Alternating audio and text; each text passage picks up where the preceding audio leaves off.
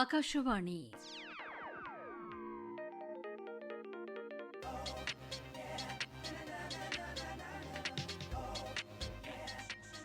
ಭವಿಷ್ಯದ ಬೆರಗು.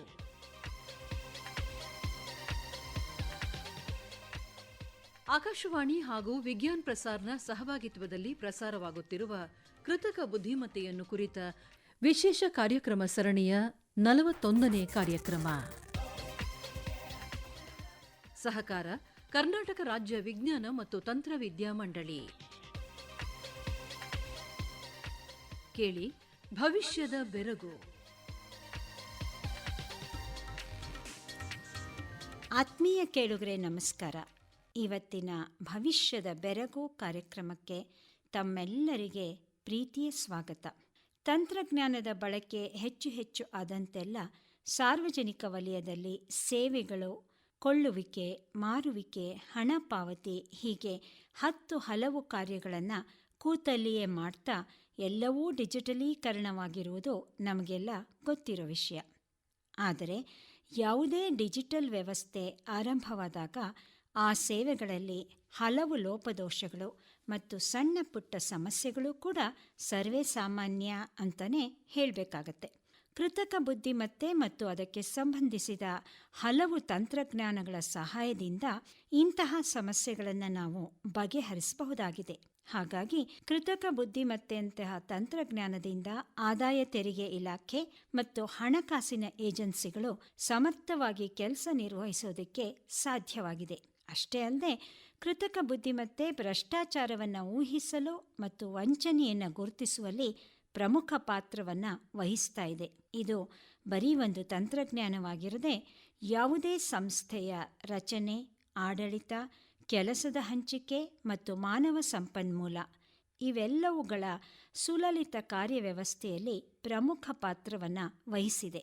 ಹಾಗಾದರೆ ಕೃತಕ ಬುದ್ಧಿಮತ್ತೆ ಸಾರ್ವಜನಿಕ ವಲಯವನ್ನು ಸುಧಾರಿಸಿ ಅನೇಕ ಸೇವೆಗಳನ್ನು ಜನಸಾಮಾನ್ಯರಿಗೆ ತಲುಪಿಸಿ ಸಮರ್ಥವಾಗಿ ಅನುಷ್ಠಾನಗೊಳಿಸುವಲ್ಲಿ ಹೇಗೆ ಸಹಾಯ ಮಾಡ್ತಾ ಇದೆ ಅನ್ನೋದನ್ನು ಇವತ್ತಿನ ಕಾರ್ಯಕ್ರಮದಲ್ಲಿ ವೈಭವ್, ಯುಕ್ತ ಮತ್ತು ಪ್ರೀತಿ ಚರ್ಚಿಸ್ತಾ ಇದ್ದಾರೆ.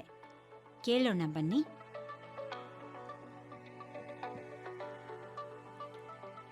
ಹೇ ಪ್ರೀತಿ, ಏನೇ ಇದು ಇಷ್ಟೆಲ್ಲ ಹರಡ್ಕೊಂಡು ಕ್ಯಾಲ್ಕುಲೇಟರ್ ಹಿಡ್ಕೊಂಡು ತಲೆ ಕೆಡಿಸ್ಕೊಂಡು ಕೂತಿದ್ಯಾ?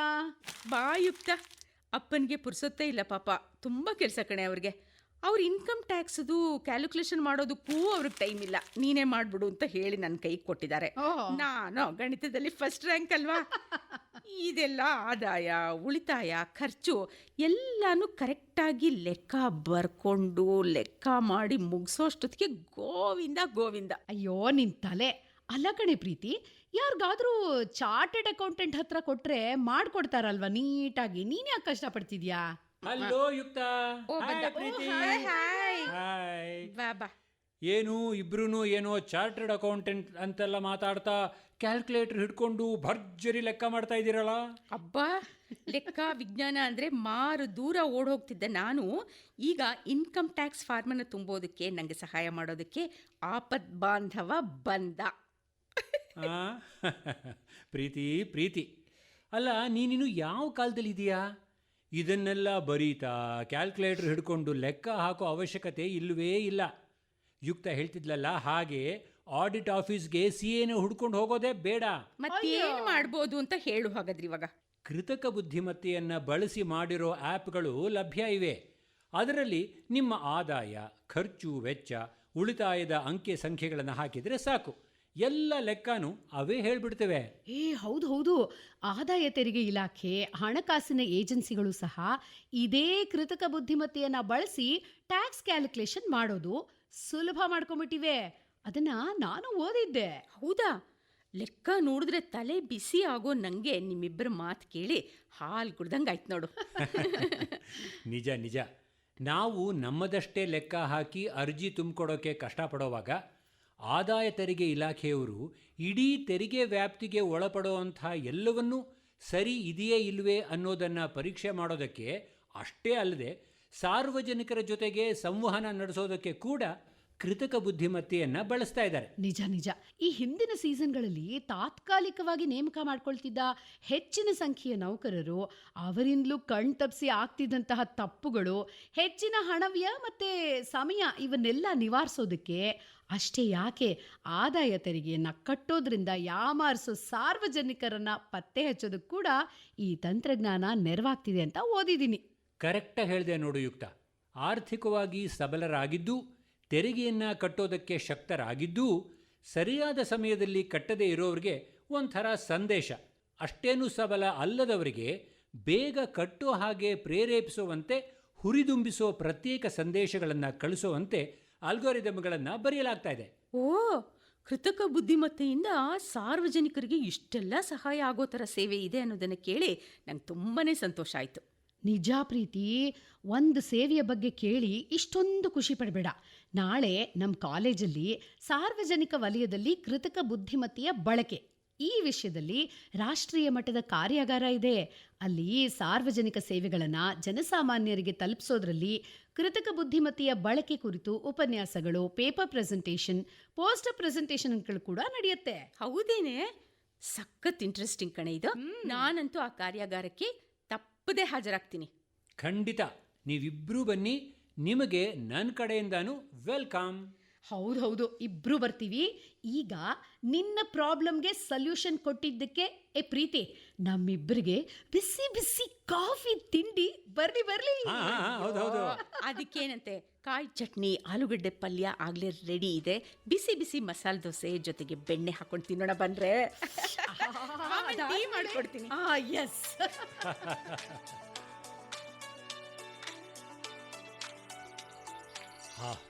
ಥ್ಯಾಂಕ್ ಯು ಪ್ರೀತಿ. ಮಸಾಲೆ ದೋಸೆ, ಕಡಕ್ ಚಹಾ ಎಲ್ಲ ಮಸ್ತಿತ್ತು. ನಾಳೆ ಕಾರ್ಯಾಗಾರಕ್ಕೆ ಸ್ವಲ್ಪ ರೆಡಿ ಮಾಡ್ಕೋಬೇಕು. ನಾನು ಹೊರಡ್ಲಾ? Okay bye. ಓಕೆ, ನಾನು ಬರ್ತೀನಿ ಕಣೆ ಪ್ರೀತಿ. ಬಾಯ್ ಬಾಯ್. ಓಕೆ, ನಾಳೆ ಸಿಗೋಣ.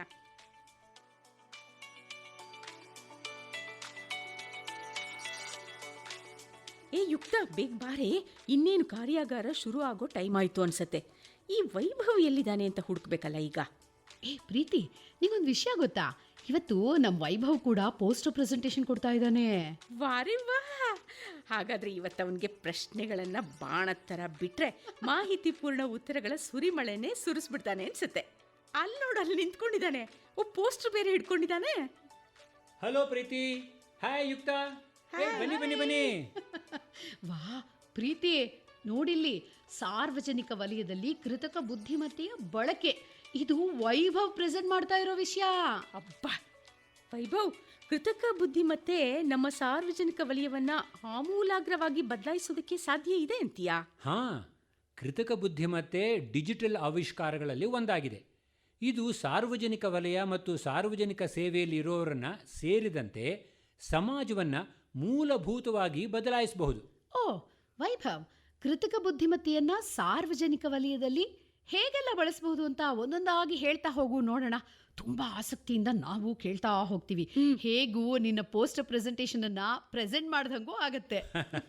ಖಂಡಿತ ಯುಕ್ತ. ರೈತ ನಮ್ಮ ದೇಶದ ಬೆನ್ನೆಲುಬು ಅಲ್ವಾ? ಹೌದು. ಕೃಷಿ ಕ್ಷೇತ್ರದಿಂದಾಗಿ ನಾವು ನಗರ ಪ್ರದೇಶಗಳಲ್ಲಿ ನೆಮ್ಮದಿಯಾಗಿ ಊಟ ತಿಂಡಿ ಮಾಡ್ಕೊಂಡಿದ್ದೀವಿ.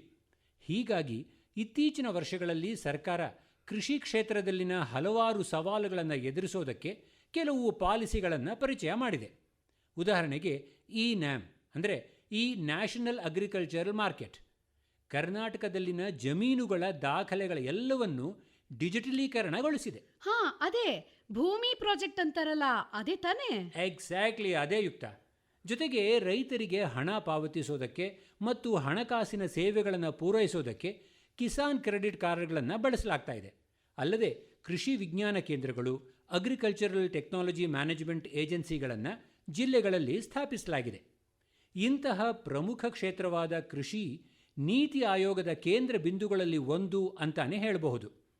ಈ ಎಲ್ಲ ಯೋಜನೆಗಳಲ್ಲಿ ಕೃತಕ ಬುದ್ಧಿಮತ್ತೆ ಮತ್ತು ಸಂಬಂಧಪಟ್ಟ ತಂತ್ರಜ್ಞಾನಗಳನ್ನು ಬಳಸಿ ಕೃಷಿ ಉತ್ಪನ್ನಗಳ ಉತ್ಪಾದನೆ ಮತ್ತು ಗುಣಮಟ್ಟವನ್ನು ಹೆಚ್ಚಿಸಲಾಗುತ್ತೆ. ಇದರಿಂದ ರೈತರ ಆದಾಯ ಕೂಡ ಹೆಚ್ಚಾಗಿ ನಷ್ಟವನ್ನು ತಪ್ಪಿಸಬಹುದಾಗಿದೆ. ಬೆಳೆಗಳಿಗೆ ಬೇಕಾದ ಬೀಜಗಳು, ನೀರು, ಕೀಟನಾಶಕಗಳು ಮತ್ತು ರಸಗೊಬ್ಬರಗಳನ್ನು ಪ್ರಶಸ್ತವಾಗಿ ಬಳಸೋದಕ್ಕೆ ಕೂಡ ತಂತ್ರಜ್ಞಾನ ನೆರವಾಗ್ತಾ ಇದೆ. ಅಷ್ಟೇ ಅಲ್ಲ, ಬದಲಾಗ್ತಾ ಇರೋ ಹವಾಮಾನ, ತಾಪಮಾನ ಹೆಚ್ಚಳ, ಮಳೆ ಸುರುವಿಕೆಯಲ್ಲಿನ ಬದಲಾವಣೆಗಳು ಮತ್ತು ಅಂತರ್ಜಲದ ಲಭ್ಯತೆ ಇವೆಲ್ಲವುಗಳು ಬೆಳೆಯ ಇಳುವರಿಯ ಮೇಲೆ ಪರಿಣಾಮ ಬೀರ್ತಾ ಇರೋ ಸಂದರ್ಭದಲ್ಲಿ, ಅದರಲ್ಲೂ ರೈತರು ವಿಶೇಷವಾಗಿ ಮಳೆಯನ್ನೇ ನಂಬಿರೋ ಪ್ರದೇಶಗಳಲ್ಲಿ ಬಿತ್ತನೆಗಾಗಿ ಸಲಹೆಗಳನ್ನು ಪಡೆಯೋದಕ್ಕೆ ಕೃತಕ ಬುದ್ಧಿಮತ್ತೆಯನ್ನು ಬಳಸಬಹುದು. ನಿಜ ನಿಜ. ಫಸಲ್ನಂತಹ ಸ್ಮಾರ್ಟ್ ಆ್ಯಪ್ಗಳು ಕೃತಕ ಬುದ್ಧಿಮತ್ತೆ ತಂತ್ರಜ್ಞಾನವನ್ನು ಬಳಸಿ ಮಾಹಿತಿಯ ಅಂಕಿ ಅಂಶಗಳನ್ನೆಲ್ಲ ಕ್ರೋಢೀಕರಿಸಿ ರೈತರಿಗೆ ಬೆಳೆಯ ಆರೋಗ್ಯದ ಕುರಿತು ಮಾಹಿತಿ ಕೂಡ ಕೊಡುತ್ತವೆ. ನಿಜ. ಕಂಪ್ಯೂಟರ್ ವಿಷನ್ ಮತ್ತು IoT ಸೆನ್ಸರ್ಗಳನ್ನು ಬಳಸಿ ಪ್ರತ್ಯೇಕವಾಗಿ ಎಲ್ಲ ಜಮೀನುಗಳ ಮಾಹಿತಿಯನ್ನು ಕ್ರೋಢೀಕರಿಸಿ ಇನ್ಶೂರೆನ್ಸ್ ಪ್ರೀಮಿಯಮನ್ನು ತುಂಬೋದಕ್ಕೆ ಸಹಾಯವಾಗುವಂತಹ ಕ್ರಾಪ್ ಇನ್ ಆ್ಯಪನ್ನು ಬಳಸಿ ಪ್ರಧಾನಮಂತ್ರಿ ಫಸಲ್ ಬಿಮಾ ಯೋಜನೆಯ ಮೂಲಕ ಹಣಕಾಸಿನ ನೆರವು ನೀಡೋದಕ್ಕೆ, ನಿರ್ಣಯಗಳನ್ನು ಕೈಗೊಳ್ಳೋದಕ್ಕೆ ಕೂಡ ಸಹಕಾರಿ. ಹೇ ವೈಭವ್, ಈ ಭಾರತ್ ಪೆಟ್ರೋಲಿಯಂ ಕಾರ್ಪೊರೇಷನ್ ಲಿಮಿಟೆಡ್, ಅದೇ ನಾವು BPCL ಅಂತೀವಲ್ಲ, ಅದು ಕೂಡ ಕೃತಕ ಬುದ್ಧಿಮತ್ತೆಯನ್ನು ಬಳಸಿ ಗ್ರಾಹಕರಿಗೆ ಸೇವೆಯನ್ನು ನೀಡ್ತಾ ಇದೆ ಅಲ್ವಾ? ಹೌದು ಯುಕ್ತ. ಭಾರತದ ಆಯಿಲ್ ಮತ್ತು ಗ್ಯಾಸ್ ಇಂಡಸ್ಟ್ರಿಯಲ್ಲಿ ಮೊದಲ ಬಾರಿಗೆ ಊರ್ಜಾ ಅನ್ನೋ ಚಾಟ್ ಬೋಟನ್ನು ಕೃತಕ ಬುದ್ಧಿಮತ್ತೆಯನ್ನು ಬಳಸಿ ತಯಾರಿಸಲಾಗಿದೆ. ಈ ವರ್ಚುವಲ್ ಅಸಿಸ್ಟೆಂಟ್ ಊರ್ಜಾನ ಬಳಸಿ ಗ್ರಾಹಕರು LPG ಸಿಲಿಂಡರನ್ನು ಬುಕ್ ಮಾಡೋದಕ್ಕೆ, ಅದರ ಬೆಲೆ ಮತ್ತು ಹಣ ಪಾವತಿಯ ನಂತರ ಸಿಲಿಂಡರ್ ತಲುಪೋ ಸಮಯ, ಸ್ಥಿತಿಗತಿ ಮತ್ತು ಹಿಂದಿನ ಬುಕಿಂಗ್ ಹಿಸ್ಟರಿ ಇವೆಲ್ಲವನ್ನೂ ತಿಳಿಬಹುದು. ಸುಮಾರು 13 ಭಾಷೆಗಳಲ್ಲಿ ಲಭ್ಯ ಇರೋ ಇದು ಅತ್ಯಂತ ಸಹಾಯಕಾರಿ ಮತ್ತು ಮಧ್ಯವರ್ತಿಗಳಿಂದ ವಂಚನೆ ಆಗೋದನ್ನು ತಡೆಯೋದಕ್ಕೆ ಸಹಕಾರಿನೂ ಹೌದು. ಹಾಗಾದರೆ ಸಾರ್ವಜನಿಕ ಸೇವೆಯನ್ನು ಉತ್ತಮವಾಗಿ ಒದಗಿಸೋದಕ್ಕೆ, ನೇರವಾಗಿ ತಲುಪಿಸೋದಕ್ಕೆ, ಮಾನವ ಸಂಪನ್ಮೂಲದ ಕೊರತೆಯನ್ನು ನೀಗಿಸೋದಕ್ಕೆ ಮತ್ತು ಮಧ್ಯವರ್ತಿಗಳ ಹಾವಳಿಯನ್ನು ತಪ್ಪಿಸೋದಕ್ಕೆ ಕೃತಕ ಬುದ್ಧಿಮತ್ತೆಯ ಬಳಕೆ ಅಮೋಘವಾಗಿದೆ ಅನ್ನೋ. ಹೌದಲ್ವಾ. ಇನ್ನೂ ಅನೇಕ ಕ್ಷೇತ್ರಗಳಲ್ಲಿ ಕೃತಕ ಬುದ್ಧಿಮತ್ತೆಯನ್ನ ಸಾರ್ವಜನಿಕ ಸೇವೆ ನೀಡೋದಕ್ಕೆ ಬಳಸ್ತಾ ಇರೋದ್ರ ಬಗ್ಗೆ ಹೇಳಬೇಕು ಅಂದರೆ, ಚುರುಗುಟ್ತಾ ಇರೋ ನಮ್ಮ ಹೊಟ್ಟೆ ಏನಾದರೂ ಸೇವೆ ಕೇಳ್ತಾ ಇದೆಯಲ್ಲ. ಅದಕ್ಕೇನು ಪ್ರೀತಿ, ನಮ್ಮ ಕಾರ್ಯಾಗಾರದಲ್ಲಿ ಒಳ್ಳೆ ಊಟದ ವ್ಯವಸ್ಥೆ ಕೂಡ ಮಾಡಿದ್ದಾರೆ. ಬನ್ನಿ ಹೋಗೋಣ.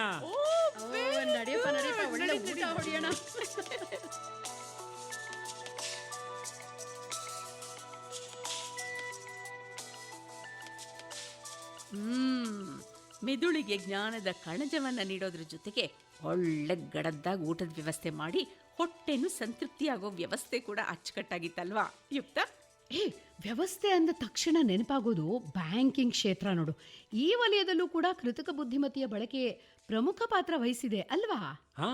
ಎಲ್ಲ ಬ್ಯಾಂಕ್ಗಳು ಮತ್ತು ಹಣಕಾಸಿನ ಸಂಸ್ಥೆಗಳ ನಿಯಂತ್ರಣ ಹೊಂದಿರೋ ರಿಸರ್ವ್ ಬ್ಯಾಂಕ್ ಆಫ್ ಇಂಡಿಯಾ ಮತ್ತು ಭಾರತೀಯ ರಕ್ಷಣಾ ಮಾರುಕಟ್ಟೆಯ ನಿಯಂತ್ರಕ ಸಂಸ್ಥೆಯಾದ securities and exchange board of India ಅಂದರೆ ಸೆಬಿ, ಈ ಎರಡೂ ಕೃತಕ ಬುದ್ಧಿಮತ್ತೆಯನ್ನು ಬಳಸೋದಕ್ಕೆ ಈಗಾಗಲೇ ಮಾರ್ಗದರ್ಶಿ ಸೂತ್ರಗಳನ್ನು ರೂಪಿಸಿವೆ.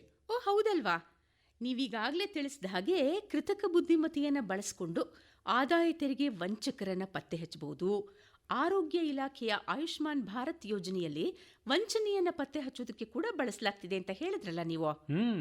ಬ್ಯಾಂಕಿನಿಂದ ಯಾವುದೇ ವ್ಯಕ್ತಿ ಮತ್ತು ಸಂಸ್ಥೆಗೆ ಸಾಲ ನೀಡೋ ಮೊದಲು ಹಣವನ್ನು ಹಿಂದಿರುಗಿಸೋ ಸಾಮರ್ಥ್ಯ ಇದ್ದರೆ ಮಾತ್ರ ಸಾಲ ಕೊಡಲಾಗುತ್ತೆ. ಇದನ್ನು ತಿಳಿಯೋದಕ್ಕೆ ಇರೋ ವ್ಯವಸ್ಥೆ ಕ್ರೆಡಿಟ್ ಸ್ಕೋರಿಂಗ್ ವ್ಯವಸ್ಥೆ. ಈ ವ್ಯವಸ್ಥೆಯಲ್ಲಿ ಡೇಟಾವನ್ನು ಸಂಗ್ರಹಿಸಿ ಮಾಹಿತಿಯನ್ನು ಪರಿಶೀಲನೆ ಮಾಡೋದಕ್ಕೆ ಕೃತಕ ಬುದ್ಧಿಮತ್ತೆ ತಂತ್ರಜ್ಞಾನವನ್ನು ಬಳಸಲಾಗುತ್ತೆ.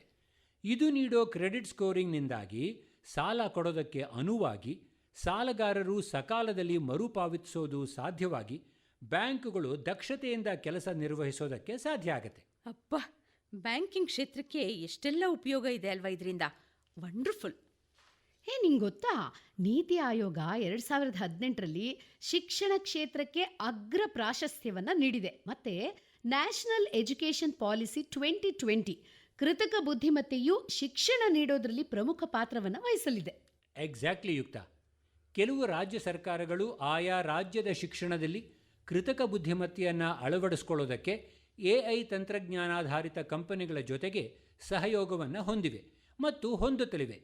ಉದಾಹರಣೆಗೆ 2017ರಲ್ಲಿ ಆಂಧ್ರಪ್ರದೇಶ ಸರ್ಕಾರ ಮೈಕ್ರೋಸಾಫ್ಟ್ ಕಂಪನಿಯ ಸಹಯೋಗದೊಂದಿಗೆ ಸರ್ಕಾರಿ ಶಾಲೆಯನ್ನು ಸೇರಿ ಮಧ್ಯದಲ್ಲಿ ಶಾಲೆಯನ್ನು ಬಿಟ್ಟ ಮಕ್ಕಳ ಸಂಖ್ಯೆಯನ್ನು ತಿಳಿಸೋದಕ್ಕೆ AIನ ಬಳಸಲಾಯಿತು.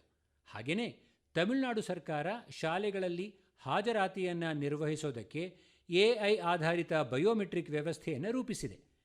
CBSE ಬೋರ್ಡ್ ಕೂಡ ಮೈಕ್ರೋಸಾಫ್ಟ್ ಕಂಪನಿಯ AI ತಂತ್ರಜ್ಞಾನಾಧಾರಿತ ಕಂಪನಿ ಜೊತೆಗಿನ ಸಹಭಾಗಿತ್ವದಲ್ಲಿ ಶಿಕ್ಷಕರಿಗೆ ತರಬೇತಿಗಳನ್ನು ಹಮ್ಮಿಕೊಳ್ತಾ ಇದೆ. ಓ ಹೌದಾ?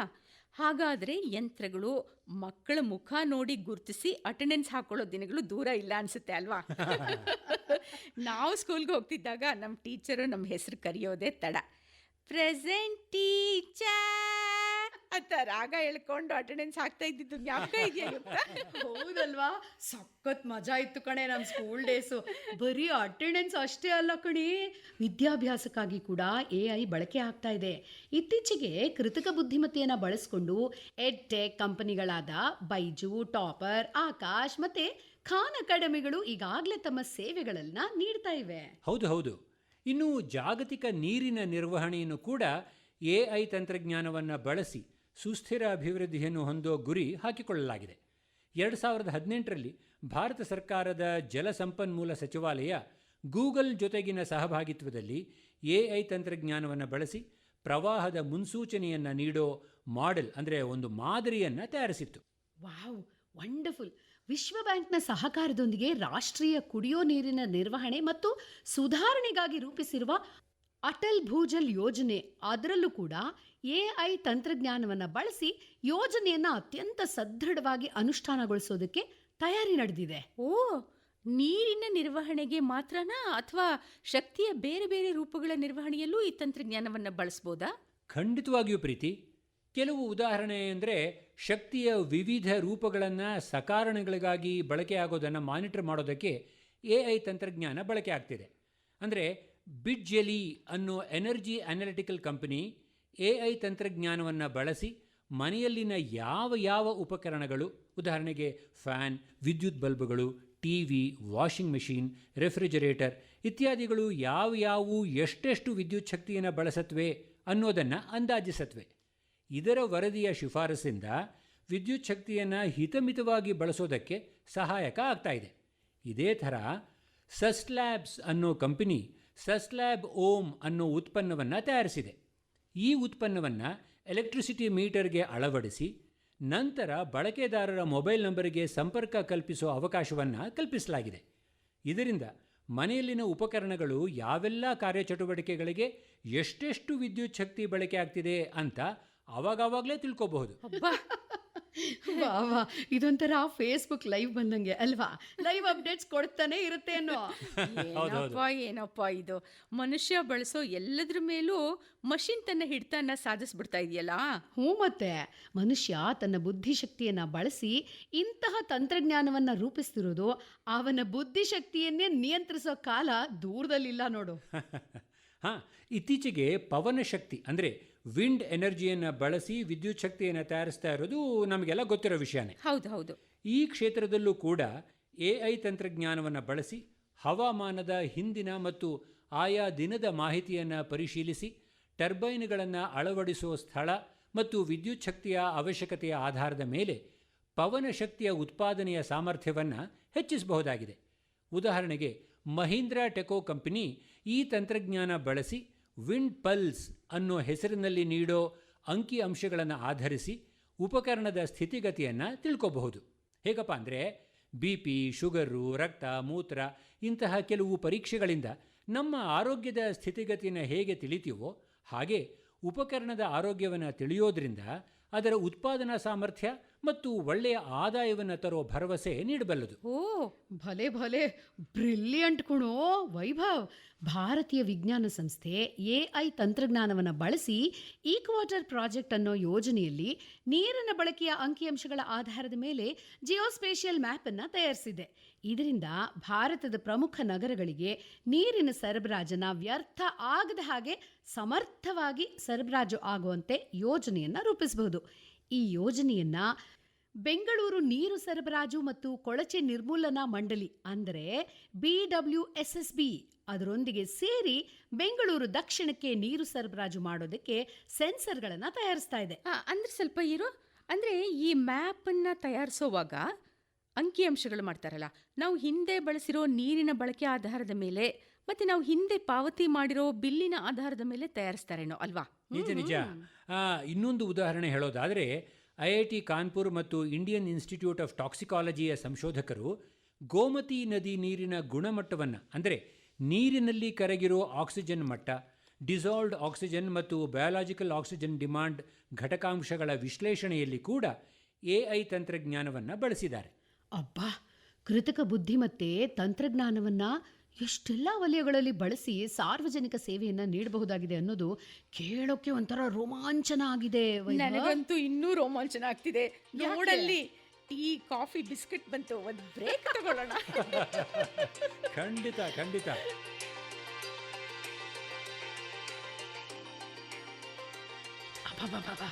ಬಿಸಿ ಬಿಸಿ ಕಾಫಿ ಕುಡಿದು ಒಂಥರ ರಿಫ್ರೆಶ್ ಆಗೋಯ್ತು. ಏಯ್, ಬಿಸ್ಕೆಟ್ ತಿಂದೇನೆ, ಅದೇನು ಒಳ್ಳೆ ಕುಟುಂಬ ಅಂತ ಎಷ್ಟು ಕ್ರಿಸ್ಪಿ ಆಗಿತ್ತಲ್ವಾ. ಚೆನ್ನಾಯ್ತು. ತಿಂಡಿ ಪೋತಿಯರಿಗೆ ಸಮಾಧಾನ ಆದರೆ ನನಗೂ ಸಮಾಧಾನ. ಹೋಗ. ಎಲ್ಲಿಗೆ ಹೋಗ್ಲಿ, ಇನ್ನೇನು ಒಂದಷ್ಟು ಸಮಯದಲ್ಲಿ ಇನ್ಯಾವ ಸಾರ್ವಜನಿಕ ವಲಯದಲ್ಲಿ ಕೃತಕ ಬುದ್ಧಿಮತ್ತೆಯ ಬಳಕೆ ಉಪಯೋಗವಾಗಬಲ್ಲದು ಅನ್ನೋದನ್ನು ತಿಳಿಯೋಣ, ಆಯ್ತಾ? ಎಲ್ಲಿ ನಿನ್ನ ಪೋಸ್ಟರ್ ಒಂಚೂರು ತೋರಿಸು ಇಲ್ಲಿ. ಇಲ್ಲಿ ಪೊಲೀಸ್ ಇಲಾಖೆಯಲ್ಲಿಯೂ AI ಬಳಕೆ ಬಗ್ಗೆ ಏನೋ ಇರೋ ಹಾಗಿದೆಯಲ್ಲ, ಯಾವ ಥರ ಅಂತ ಸ್ವಲ್ಪ ವಿವರಿಸು ವೈಭವ್. ಖಂಡಿತ. ಪಂಜಾಬ್ ರಾಜ್ಯದ ಪೊಲೀಸರು ಕೃತಕ ಬುದ್ಧಿಮತ್ತೆ ತಂತ್ರಜ್ಞಾನವನ್ನು ಬಳಸಿ ತಯಾರಿಸಿದ ಪಂಜಾಬ್ ಆರ್ಟಿಫಿಷಿಯಲ್ ಇಂಟೆಲಿಜೆನ್ಸ್ ಸಿಸ್ಟಮ್ ಆ್ಯಪನ್ನು ಬಳಸಿ ಈಗಾಗಲೇ ಅವರ ಬಳಿ ಇರೋ ಅಪರಾಧಿಗಳ ಮಾಹಿತಿ ಮತ್ತು ಅಪರಾಧದ ಇತಿಹಾಸವನ್ನು ಆಧರಿಸಿ ಸಂಭವನೀಯ ಅಪರಾಧಿಗಳ ಪಟ್ಟಿಯನ್ನು ತಯಾರಿಸೋದಕ್ಕೆ AI ಅನ್ನು ಬಳಸ್ತಾ ಇದ್ದಾರೆ. ಏನು ಹೇಳಿದೆ? ಅಪರಾಧಿಗಳ ಮಾಹಿತಿ ಮತ್ತು ಅಪರಾಧದ ಇತಿಹಾಸ ಆಧರಿಸಿ. ಇರು ಇಲ್ಲಿ ಫೇಸ್ ರೆಕಗ್ನಿಷನ್ ಸಿಸ್ಟಮನ್ನು ಬಳಸಬಹುದಾ ವೈಭವ್? ಹೌದು ಯುಕ್ತ. ಇದೇ ಫೇಸ್ ರೆಕಗ್ನಿಷನ್ ಸಿಸ್ಟಮನ್ನು ಬಳಸಿ ಕರ್ನಾಟಕದ ರೈಲ್ವೆ ಪ್ರೊಟೆಕ್ಷನ್ ಫೋರ್ಸ್ RPFನವರು ಫೇಸ್ ಟ್ಯಾಗರ್ ಅನ್ನೋ ಆ್ಯಪನ್ನು ಬಳಸಿ ಕಾಣೆಯಾದ ಮಕ್ಕಳನ್ನು ಪತ್ತೆ ಹಚ್ಚೋದಕ್ಕೆ ಬಳಸ್ತಾ ಇದ್ದಾರೆ. ಅಂದರೆ ಸಾರ್ವಜನಿಕರೊಂದಿಗೆ ವ್ಯವಹರಿಸೋದಕ್ಕೆ ಕೂಡ ಕೃತಕ ಬುದ್ಧಿಮತ್ತೆ ಬಳಕೆಯಾಗ್ತಿದೆ. ಹಾಗೆ ನನ್ನ ಕೇರಳದ ಫ್ರೆಂಡ್ ಒಬ್ಳು ಹೇಳ್ತಾ ಇದ್ಲು, ಅಲ್ಲಿನ ಪೊಲೀಸ್ ಇಲಾಖೆಯ ಕೇಂದ್ರ ಕಚೇರಿಯ ಹೊರಗಡೆ KP ಬಾಟ್ ಅನ್ನೋ ರೋಬೋಟ್ ಒಂದನ್ನು ನಿಯೋಜಿಸಲಾಗಿದೆ. ಆ ರೋಬೋಟ್ಗೆ ಒಂದಷ್ಟು ಕೆಲಸಗಳನ್ನು ನಿಭಾಯಿಸುವಂತೆ ತಂತ್ರಜ್ಞಾನವನ್ನು ಅಳವಡಿಸಿದ್ದಾರೆ ಅಂತ. Very interesting ಐಸೆ. ಸಾರ್ವಜನಿಕರೊಂದಿಗೆ ಆ ರೋಬೋಟ್ ಏನೆಲ್ಲ ಮಾತಾಡುತ್ತೋ ಅಲ್ವಾ? ಅದು ಸ್ಟೇಷನಿಗೆ ಬರೋರನ್ನ ಬರ ಮಾಡಿಕೊಂಡು ಅವರ ದೂರು ಅಥವಾ ಫಿರ್ಯಾದನ್ನು ದಾಖಲಿಸತ್ತೆ. ಆಮೇಲೆ ಅವರು ಯಾರನ್ನಾದರೂ ಭೇಟಿ ಮಾಡೋ ಅವಶ್ಯಕವಿದ್ದರೆ ಅವರನ್ನು ಸೂಕ್ತ ಸ್ಥಳಕ್ಕೆ ತೆರಳೋದಕ್ಕೆ ಮಾರ್ಗದರ್ಶನ ಕೂಡ ನೀಡುತ್ತೆ. ಇದೊಳ್ಳೆ ರಿಸೆಪ್ಷನಿಸ್ಟ್ ಕೆಲಸನ ಅಚ್ಚುಕಟ್ಟಾಗಿ ಮಾಡೋ ಥರ ಅಲ್ಲ.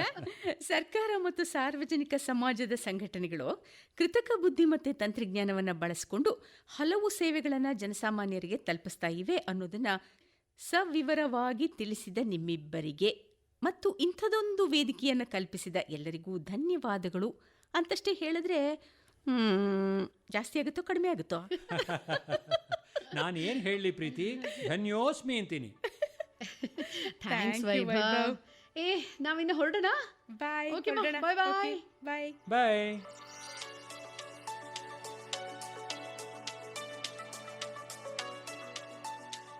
ಕೇಳಿದ್ರಲ್ಲ ಕೇಳಿದ್ರೆ, ಹೇಗೆ ಜನರಿಗೆ ಸೇವೆಯನ್ನು ಒದಗಿಸುವಲ್ಲಿ ಆರ್ಟಿಫಿಷಿಯಲ್ ಇಂಟೆಲಿಜೆನ್ಸ್ ಅಥವಾ ಕೃತಕ ಬುದ್ಧಿಮತ್ತೆ ಕಾರ್ಯನಿರ್ವಹಿಸ್ತಾ ಇದೆ ಅನ್ನೋದನ್ನು. ಇನ್ನು ಇವತ್ತಿನ ಪ್ರಶ್ನೆಗಳು. ಮೊದಲನೇ ಪ್ರಶ್ನೆ, ಭಾರತದ ಆಯಿಲ್ ಮತ್ತು ಗ್ಯಾಸ್ ಇಂಡಸ್ಟ್ರಿಯಲ್ಲಿ ಮೊದಲ ಬಾರಿಗೆ ಕೃತಕ ಬುದ್ಧಿಮತ್ತೆಯನ್ನು ಬಳಸಿ ತಯಾರಿಸಿದ ಚಾಟ್ ಬೋಟ್ನ ಹೆಸರೇನು? ಪ್ರಶ್ನೆಯನ್ನು ಮತ್ತೊಮ್ಮೆ ಗಮನಿಸಿ. ಭಾರತದ ಆಯಿಲ್ ಮತ್ತು ಗ್ಯಾಸ್ ಇಂಡಸ್ಟ್ರಿಯಲ್ಲಿ ಮೊದಲ ಬಾರಿಗೆ ಕೃತಕ ಬುದ್ಧಿಮತ್ತೆಯನ್ನು ಬಳಸಿ ತಯಾರಿಸಲಾದ ಚಾಟ್ ಬೋಟ್ನ ಹೆಸರು ಏನು? ಆಯ್ಕೆ ಉತ್ತರಗಳು: A Marvin, B Urja, C Bender, D Bingo. ಆಯ್ಕೆ ಉತ್ತರಗಳು ಮತ್ತೊಮ್ಮೆ: A Marvin, B Urja, C Bender, D Bingo. ಎರಡನೇ ಪ್ರಶ್ನೆ, 2017ರಲ್ಲಿ ಆಂಧ್ರ ಪ್ರದೇಶ ಸರ್ಕಾರ ಯಾವ ಕಂಪನಿಯ ಸಹಯೋಗದೊಂದಿಗೆ ಸರಕಾರಿ ಶಾಲೆಯನ್ನು ಸೇರಿ ಮಧ್ಯದಲ್ಲಿ ಶಾಲೆಯನ್ನು ಬಿಟ್ಟ ಮಕ್ಕಳ ಸಂಖ್ಯೆಯನ್ನು ತಿಳಿಸಲು AI ಅನ್ನು ಬಳಸಿತು? ಪ್ರಶ್ನೆ ಸ್ವಲ್ಪ ಉದ್ದವಾಗಿದೆ, ಮತ್ತೊಮ್ಮೆ ಗಮನಿಸಿ. 2017ರಲ್ಲಿ ಆಂಧ್ರ ಪ್ರದೇಶ ಸರ್ಕಾರ ಯಾವ ಕಂಪನಿಯ ಸಹಯೋಗದೊಂದಿಗೆ ಸರ್ಕಾರಿ ಶಾಲೆಯನ್ನು ಸೇರಿ ಮಧ್ಯದಲ್ಲಿ ಶಾಲೆಯನ್ನು ಬಿಟ್ಟ ಮಕ್ಕಳ ಸಂಖ್ಯೆಯನ್ನು ತಿಳಿಸಲು ಎಐ ಅನ್ನು ಬಳಸಿತು? ಆಯ್ಕೆಯ ಉತ್ತರಗಳು: A Microsoft, B IBM, C TCS, D Wipro. ಆಯ್ಕೆಯ ಉತ್ತರಗಳು ಮತ್ತೊಮ್ಮೆ: A Microsoft, B IBM, C TCS, D Wipro. ಕೇಳುಗರೆ, ನಿಮ್ಮ ಉತ್ತರಗಳು ನಮಗೆ ಬರುವ ಶುಕ್ರವಾರದ ಒಳಗೆ ತಲುಪಬೇಕು. ನಮ್ಮ ವಿಳಾಸ ಭವಿಷ್ಯದ ಬೆರಗು, ವಿಶೇಷ ಕಾರ್ಯಕ್ರಮ ಸರಣಿ, ಕಾರ್ಯಕ್ರಮ ಸಂಖ್ಯೆ 41, ಕರ್ನಾಟಕ ರಾಜ್ಯ ವಿಜ್ಞಾನ ಮತ್ತು ತಂತ್ರವಿದ್ಯಾ ಮಂಡಳಿ, ಭಾರತೀಯ ವಿಜ್ಞಾನ ಸಂಸ್ಥೆ ಆವರಣ, ಬೆಂಗಳೂರು 560012. ಇಮೇಲ್ ವಿಳಾಸ educell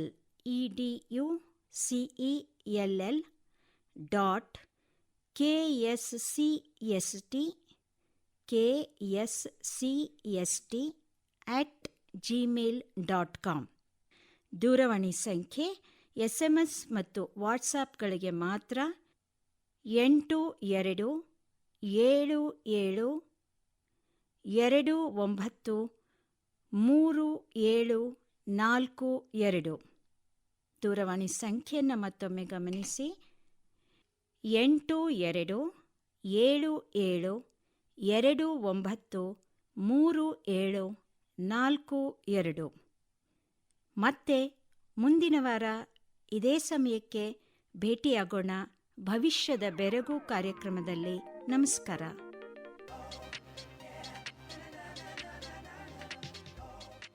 ಭವಿಷ್ಯದ ಬೆರಗು.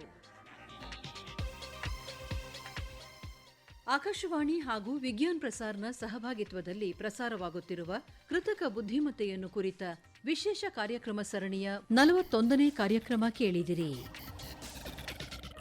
ಸಹಕಾರ ಕರ್ನಾಟಕ ರಾಜ್ಯ ವಿಜ್ಞಾನ ಮತ್ತು ತಂತ್ರವಿದ್ಯಾ ಮಂಡಳಿ. ರಚನೆ ಡಾಕ್ಟರ್ ದೀಪಾ MB.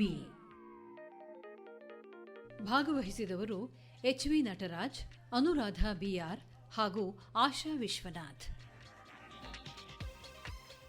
ನಿರ್ಮಾಣ ಸುಮಂಗಲ S. ಮುಮ್ಮಿಗಟ್ಟಿ. ಆಕಾಶವಾಣಿ ಬೆಂಗಳೂರು ಕೇಂದ್ರದಲ್ಲಿ ಸಿದ್ಧಪಡಿಸಿದ ಈ ಕಾರ್ಯಕ್ರಮ ಆಕಾಶವಾಣಿ ಬೆಂಗಳೂರು, ಮೈಸೂರು, ಭದ್ರಾವತಿ, ಧಾರವಾಡ ಹಾಗೂ ಕಲಬುರಗಿ ಕೇಂದ್ರಗಳಿಂದ ಏಕಕಾಲಕ್ಕೆ ಪ್ರಸಾರವಾಯಿತು.